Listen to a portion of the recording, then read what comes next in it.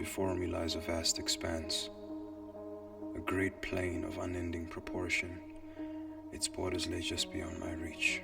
Its four corners are always ever so slightly out of bounds. The incomprehensible gape of this white pit unsettles me. You see, this place, this void, is not at all as it may seem. You may think of it as an empty box, but don't let it fool you. It's nothing like an empty box. It's more like a box of exaggerated proportions that's been stuffed to the brim with endless amounts of nothing. It's disturbed something within my spirit. It's made me completely numb. All heightened human emotion that once flowed through me has been effortlessly crushed, flattened. A once great and deep ocean of memories evaporated into meaninglessness. Now I long for the chatter in my skull that I once considered a plague. It's not unlike having a word on the tip of your tongue. The anguish of knowing precisely what you want to say, knowing exactly how to say it, knowing exactly how to form those words with your lips and tongue, but still try as you might, being unable to do so.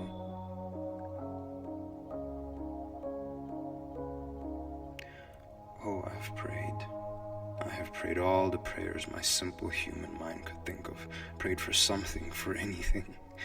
I will accept anything at all to shift my focus from this unchanging pale glare that so stings my eyes and denies my weary gaze even a moment of much needed rest.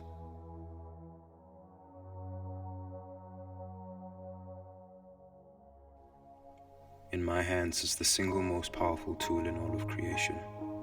The weight of its brass body is perfectly balanced in my hand. Its sleek and flawless design is a heavenly harmony of aesthetic beauty and practicality. It is the perfect tool to transform this void.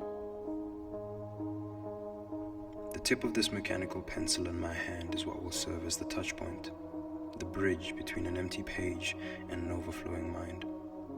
The link between this piece of paper and the various vivid ideas that constantly roam the hallways of my mind.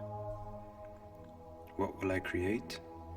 The answer to this deviously simplistic question has been the cause of many restless nights for me, for my heart will never allow me to be satisfied with something ordinary. This is an extraordinary opportunity, for through this touchpoint I could bring a timeless universe into being.